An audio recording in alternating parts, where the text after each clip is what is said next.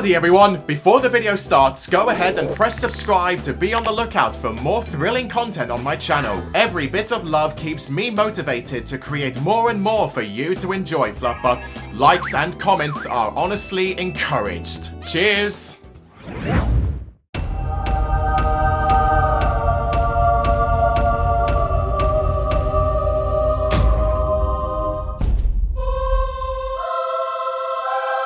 Thanks, ponies. Like Viv said, we gotta look out for each other. We're family. First, what a lovely location for the episode to be set in. This whole episode is filled with fantastic scenes and colourful backgrounds that make it come alive for the family dynamics to shine. Let's give the background artists some recognition for their hard work with 2 wins already. And the episode kicks off with a hilarious failure with the entire family falling into the river. Some nice intrigue to kick the viewers' heads into gear, wondering what happened to lead up to that. More on that later though. Misty catching the camera in mid-air and out of the water was an interesting detail, comparing her scarce life with Opaline punishing her every time she messed up. If the camera did get damaged, I can imagine the ponies wouldn't be too happy with Misty. Good on her for keeping it safe. Did you see that? Winged fishes! That's weirdly magical and actually stays in line with G5's wacky species. You've got bunnies and raccoons with horns or wings, snails with wings, and dogs too, like with Cloudpuff. And now, even the fish have the ability to fly. I love these tiny additions to G5's Equestria as it illustrates how more vibrant and open it can be. This is good foreshadowing for the moral of the episode. While Misty is off sulking and feeling disappointed that the event was ruined, the rest of the group is finding fun in the moment even if it didn't go according to plan. It's a stark indication of Misty still learning how to adjust to normal life again after her abuse from Opaline. Genius move, so double please. I wish I could forget it. Don't worry, we'll take care of this. I adore this from Zip and Pip being the ones to deal with Misty's misfortune, as they've arguably spent more time with Misty than Alphabeetle and Haven have, so they'd understand her problems better than them. The showing and not telling is excellent in their facial expressions, and Haven touching Alphabeetle's shoulder as if she's telling him that they've got this handled. It's so wholesome! And taking into account that Swing and a Misty is written by Ryan Denham, who also wrote Mare Family Mare Problems, when you consider how similar the plots of both episodes are, you could see this as that episode's moral being carried over into this one. Instead of Haven teaching her daughters to find the love in her new relationship, it's now their turn to teach Misty how to find the love in new experiences, no matter how initially off-putting they may be. Denham's work is remarkable. 2 wins again. This time on Tell Your Tale Intro Appreciation Win! Another unique spin on the opening tune. We have a slow tempo of the song with soft bells and twinkles as the main instruments, offering a sweet, calm and emotional sensation. It relates to the beautiful domestic atmosphere taking center stage in the episode, and I love it. Oh, look at that! Misty now has a laptop, and we know it's hers since there's plenty of details in this moment. On the camera, she has her avatar in the upper left-hand corner, her cutie mark as a sticker stuck on the back of the laptop, the butterfly wings clapped on the sides of the screen, the butterfly wallpaper with her cutie mark colors, and the USB drive cover in the shape of a caterpillar. I'm curious if this was a gift from Alphabeetle, Zip, and Pip, or Misty brought it for herself. Ryan, can we have an answer, please? You responded in a previous video! Perfect family memories, but today has just been one disaster after another. It's quite cool that we get these snippets of the disasters that happened on the trip, especially how these memories make up the majority of the episode that are played through the laptop. It's a classical way of storytelling where we have to go through the past first to find the root of the problem before resolving it in the present. That is the cutest pill bug I have ever seen. So cuddly. No way, not even close. It's like so far from... Typical sister attitude from Pip here when she's being so sarcastic in her speech before Zip stops her. You can already tell that the three of them have bonded so closely to the point they have a realistic sisterhood. But at least it's been memorable. And it's true. Sometimes the best times that become a happy train wreck are the most memorable to us. It feels more authentic after all. Look at this. I couldn't even do a campfire right. Misty's muffled voice. That's the win. Turns out Pip knows how to play a banjo. That's such a wild choice for her.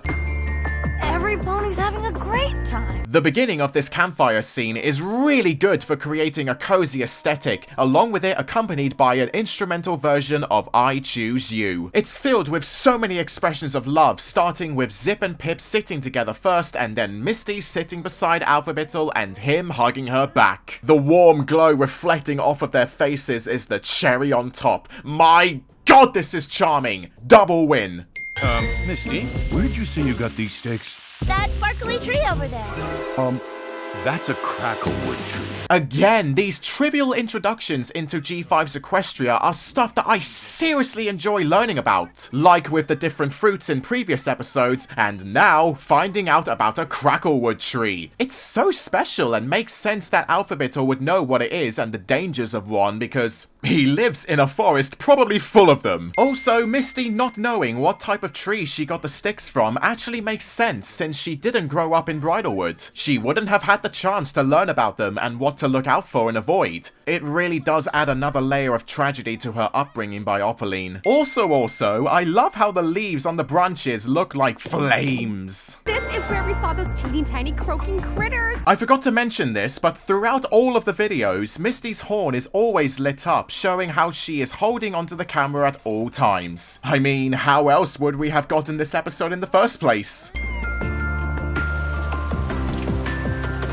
The way the episode utilizes the I Choose You instrumental throughout the duration of the episode helps increase that tranquil ambiance the story is known for. Specifically in this scene where the family are walking through the forest. Feels like they're strolling through Kew Gardens, and I like how pretty it looks.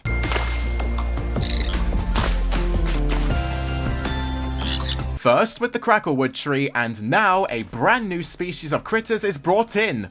Bullfrogs. Nah, literally. I know real bullfrogs are called that for their size, but watching one of them with horns was simultaneously unexpected and completely reasonable with this world's logic. This one even has a septum piercing like a real bull would usually have, for goodness sake. I have to award it double just because. Good job on the animators for including the correct number of colors in the rainbow for each frog. Red, orange, yellow, green, blue, indigo, and violet. Most people forget indigo. This characterization of Cloudpuff being a scaredy pup out in public is so comedic to see whenever he is confronted with any kind of animal. We've seen this behavior before in The Hunt for Eggman Bunny when he turns into a fluff ball because of the bunnies. I've always wanted to see these, but I never did, because... Aw, poor Alphabettle. This was his one and only chance to finally see a creature he's wanted to meet for so long, and now we understand why. I continuously like these bits of dialogue that detail more about our characters' lives when you least expect it. They're free ponies. Yeah, we know. Yep, no need to say anything more, Alfie. This provides some extra humor that the ponies already know the deal of what to do. One of the best frames of the episode, with Misty frowning with the frog on her head. Befitting how the blue frog is on her head. Guess you could say Misty's feeling blue. Okay, I'll see myself out. So maybe I could have done without the bog mud in my hair. Ironic Pip is saying that because she couldn't handle Bridlewood's bog in Bridlewood's bog. At least here she is laughing about it, so it's good that times have changed. Every pony loved rafting, though. It's chucklesome how Misty had the video ready to play, like she knew what Zip was going to say and had already prepared her counter-argument.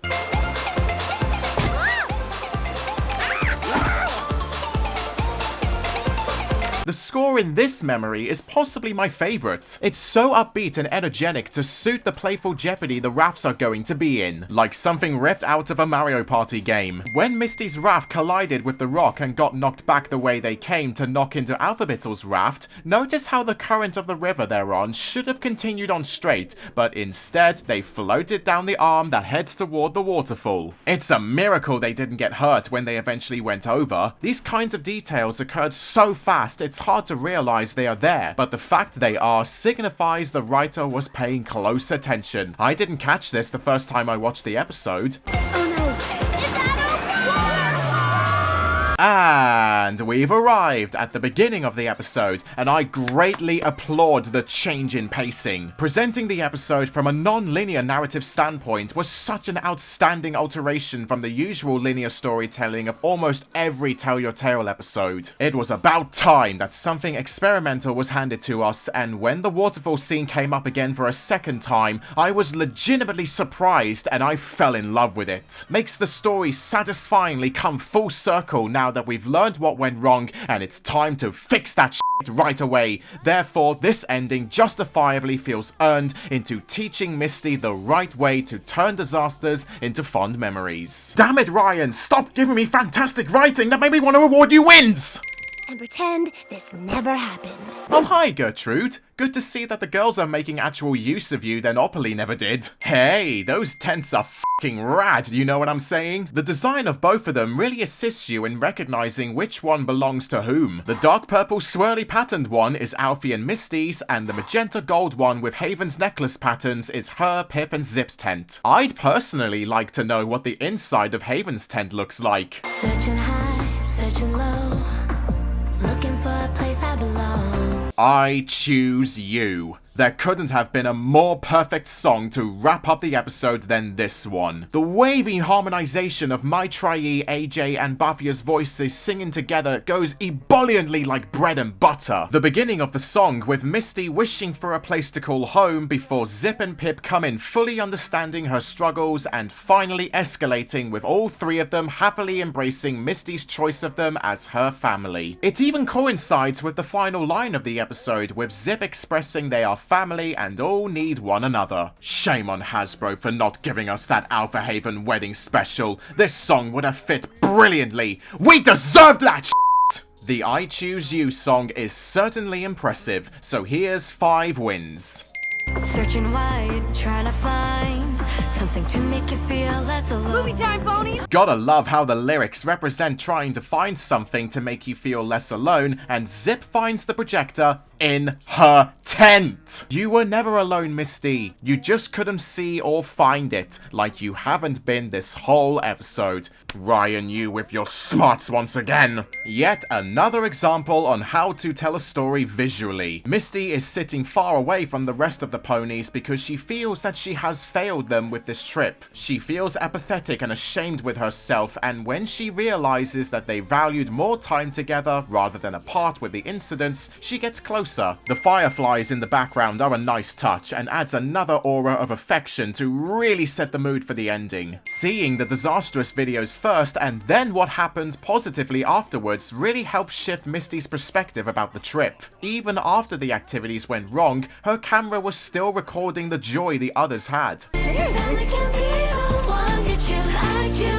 It's super sweet how Alphabettle pats the ground next to him to hearten Misty up to sit with them. She shouldn't feel lonely just because the day didn't go the way she expected. Nobody blamed her in the end. Alphabettle definitely deserves Father of the Year. Another wonderful touch when Misty leans on Alphabettle. This whole epilogue is gonna bring me to tears, I swear.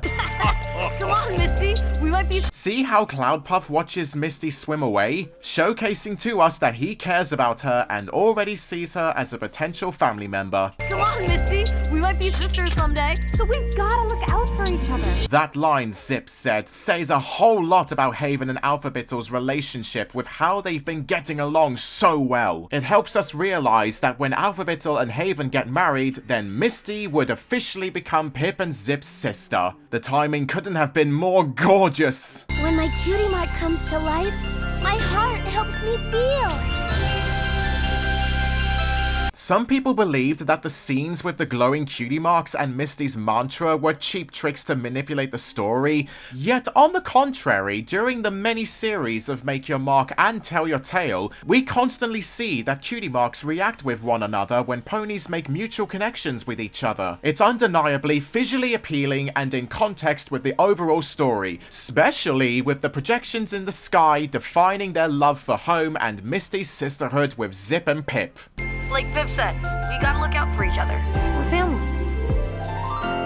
Having the episode end with Misty closing her laptop was incredible. Sort of like how that very night around the projector was a memory itself, and Misty is re-watching the movie they all made that day later on. The episode has come around once again. Ryan, just take these last 2 wins for your cleverness.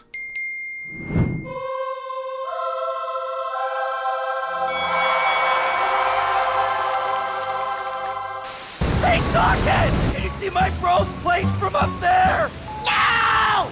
Baby, you're a firework! Marshmallow.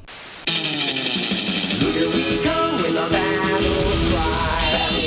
Battletoads. We got a green gold man and a T-bird in the sky. Don't worry, we'll take care of this. We are both trained professionals, just not in a relevant industry. Then we can all go home and pretend this never happened. We're going to hide all this and pretend it never happened.